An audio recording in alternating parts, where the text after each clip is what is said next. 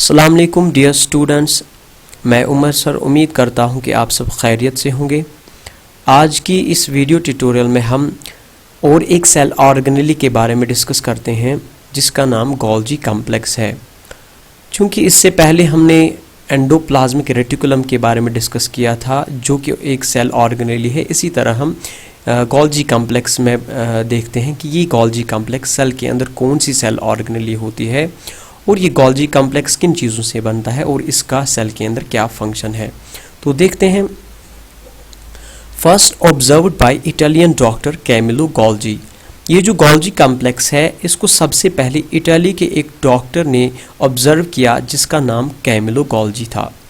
Camillo Golgi was studying the structure of central nervous system by observing in the brain of owl and cat. तो Camillo Golgi ने क्या किया, Camillo Golgi study कर रहे थे central nervous system का structure.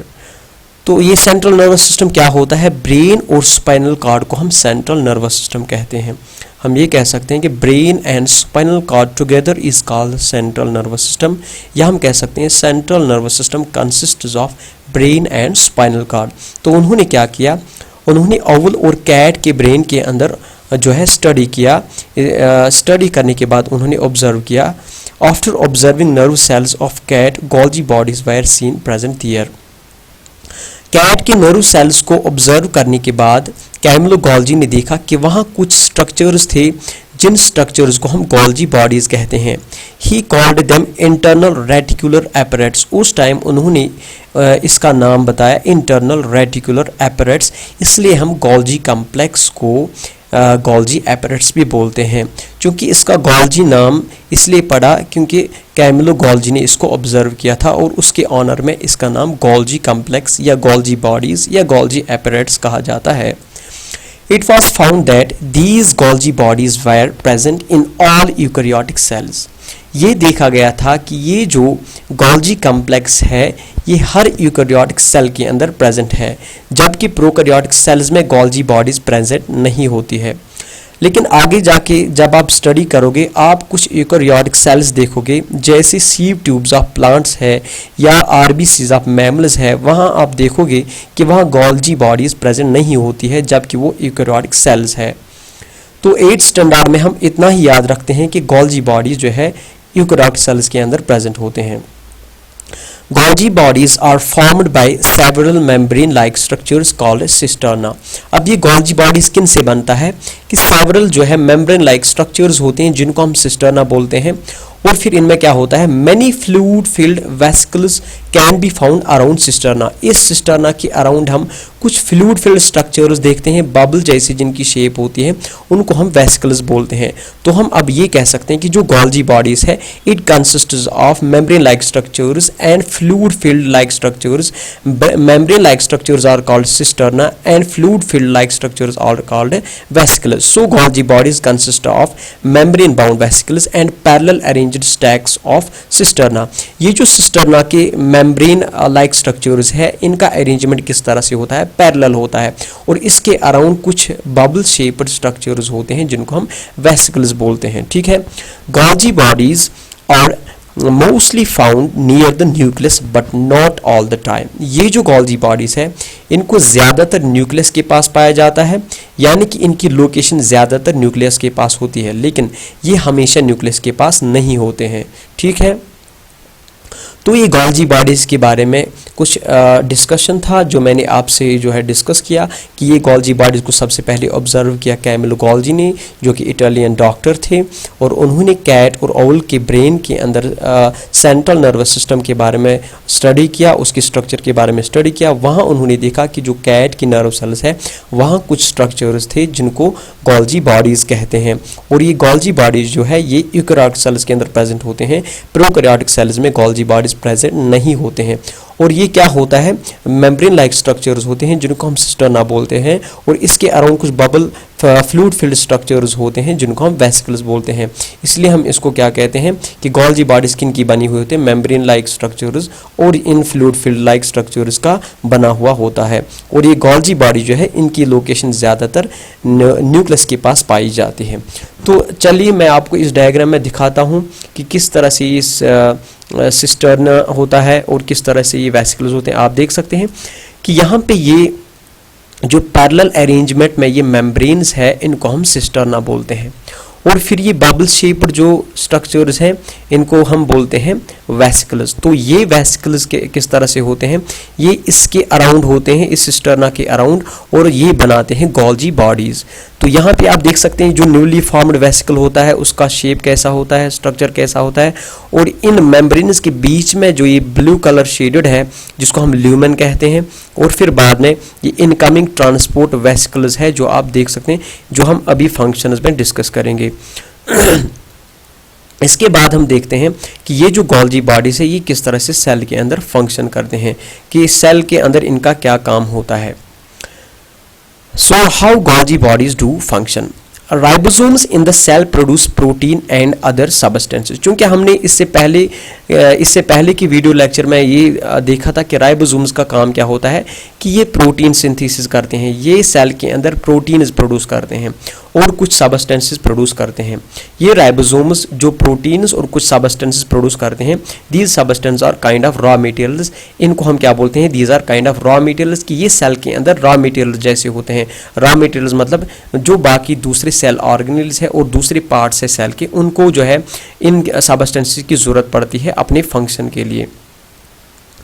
तो फिर इन सबस्टेंसेस के साथ क्या होता है, these are then transported and reach then Golgi bodies through vesicles. इनको ट्रांसपोर्ट किया जाता है और फिर उनको वेसिकल्स के थ्रू गोल्जी बॉडीज में पहुंचाया जाता है।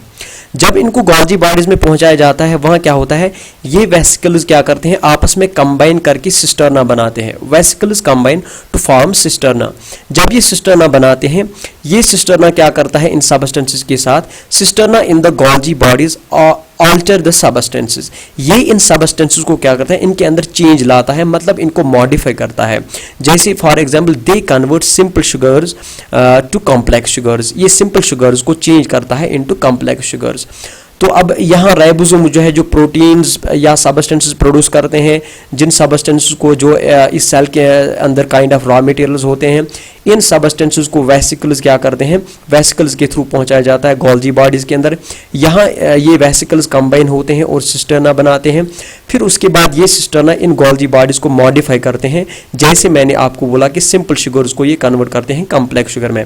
अब जब इन्होंने इसको मॉडिफाई किया, after modification vesicles are again pinched off from the cisterna. ये जो वेसिकल्स है अब इनको रिमूव किया जाता है सिस्टर्ना से, ताकि इसके अंदर अब ये मॉडिफाइड सबस्टेंसेस फिल हो जाए और ये मॉडिफाइड सबस्टेंस अब दूसरे पार्ट्स तक पहुंचा दिए जाए जहां इनकी ज़रूरत होती है, जहां इनको जो है जहां इनकी नीड होती है। These substances are then send to their destination. इनको अपनी अपनी जगह पे पहुंचाया जाता है जहां इनकी नीड होती है, जहां इनका फंक्शन करने में ज़रूरत होती है। They are either send towards the cell membrane, या तो इनको सेल मेम्ब्रेन के पास पहुंचाया जाता है, और towards the other parts of the cell, या बाकी जो सेल के पार्ट्स है वहां इनको पहुंचाया जाता है। इन शॉर्ट जहां भी इन सबस्टेंसेस की जरूरत होती है वहां इनको पहुंचाया जाता है। After reaching the cell membrane के पास इनको पहुंचाने के बाद the substances are secreted from the cell. अब यहाँ सेक्रीशन का प्रोसेस होता है, इनको सेक्रेट किया जाता है इन सबस्टेंसेस को जिनको मॉडिफाई किया गया। तो अब हम इस तरह से ये कहते हैं कि ये जो गोल्जी बॉडीज है, द गोल्जी बॉडीज 10 मॉडिफाइज, एक तो ये मॉडिफाई करता है, फिर पैकेज, फिर पैकिंग करता है। इसका काम एक तो मॉडिफाई करना, फिर पैकिंग करना, एंड ट्रांसपोर्ट, फिर ट्रांसपोर्ट करता है किनको, वेरियस सबस्टेंसेस, बहुत सारे सबस्टेंसेस को, लाइक प्रोटीन्स को या विटामिन को, ठीक है, प्रोटीन्स एंड विटामिन।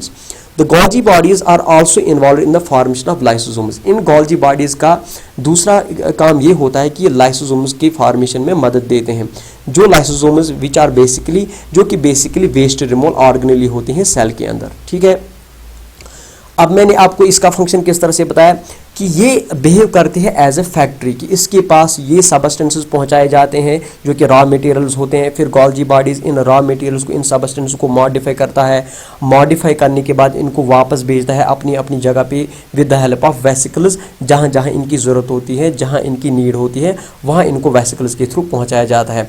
पहले इनको वेसिकल्स लाते हैं इन सबस्टेंसेस को और प्रोटीन्स को, फिर इनको जो है गोल्जी बॉडीज़ के अंदर ले आते हैं। वहाँ गोल्जी बॉडीज़ के अंदर क्या है, इन वेसिकल्स को जो है ये कंबाइन होते हैं, और कंबाइन होने के बाद इन सबस्टेंसेस को ये मॉडिफाई करते हैं। फिर मॉडिफाई करने के बाद इनको फिर वेसिकल्स में जो है फिलअप किया जाता है। फिर ये वेसिकल्स के थ्रू वापस भेजे जाते हैं अपनी अपनी जगह जहाँ इनकी ज़रूरत होती है। तो ये एक्ट करते हैं यहाँ पे एज ए फैक्ट्री, जहाँ इनका मैन्युफैक्चर होता है, मॉडिफिकेशन होता है सबस्टेंसेस का, इन प्रोटीन्स का या विटामिन का मॉडिफिकेशन होता है। फिर इनको वापस भेजा जाता है जहाँ जहाँ पार्ट को जो है इन सबस्टेंसेस की ज़रूरत होती है, मॉडिफाइड सबस्टेंस की, वहाँ इनको पहुँचाया जाता है। अब ये गोल्जी बॉडी सेल के अंदर कितने हो सकते हैं, ये डिपेंड करता है कि इसका क्या ज़रूरत है, इसका फंक्शन क्या है। क्योंकि हमने यहाँ देखा कि मेन जो इसका फंक्शन है, इसका मेन फंक्शन है सेक्रीशन करना। हार्मोन, जिस सेल के अंदर हार्मोन्स का सेक्रीशन ज़्यादा होगा या एंजाइम्स का सेक्रीशन ज़्यादा होगा, वहाँ गोल्जी बॉडीज़ की ज़्यादा ज़रूरत पड़ेगी। तो इसका मतलब गोल्जी बॉडीज़ उस सेल के अंदर ज़्यादा होगी, ज़्यादा नंबर में होगी। तो हम यहाँ पे इसको इस तरह से बोलते हैं कि the number of Golgi bodies in the cell varies. तो ये सेल्स के अंदर वेरी करता है गोल्जी बॉडीज़। जिस सेल के अंदर सेक्रीशन कम होता है वहाँ गोल्जी बॉडीज़ का नंबर कम होगा, जहाँ सेक्रीशन ज़्यादा होता है वहाँ गोल्जी बॉडीज़ ज़्यादा होती है, क्योंकि सेक्रीशन में इनका बहुत बड़ा रोल होता है। As the Golgi bodies play huge role in secretion, so the cells that secrete hormones and enzymes have a large number of Golgi bodies. तो जहाँ सेक्रीशन का प्रोसेस ज़्यादा होता है, जिस सेल में सेक्रीशन ज़्यादा होता है हार्मोन्स का या एंजाइम्स का, वहाँ गोल्जी बॉडीज की ज़्यादा ज़रूरत होती है।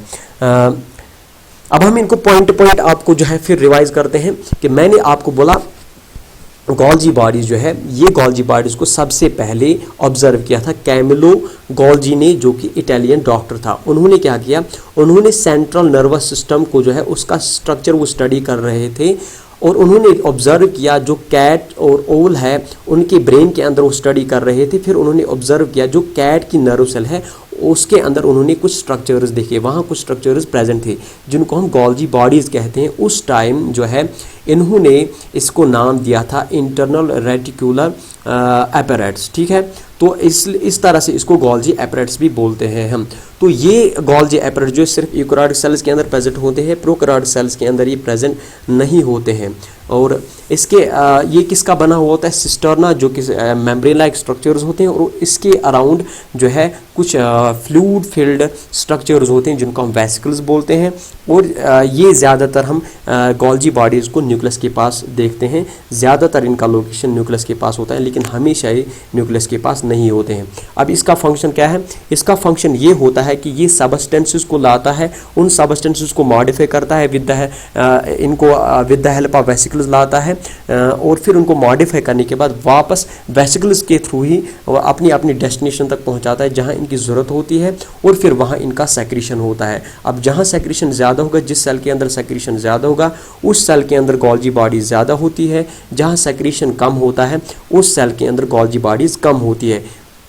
Thanks a lot. आई होप कि ये जो चीज़ें मैंने आपसे डिस्कस की आपने समझी होगी। I hope you understand all these points. Thanks a lot. Good bye.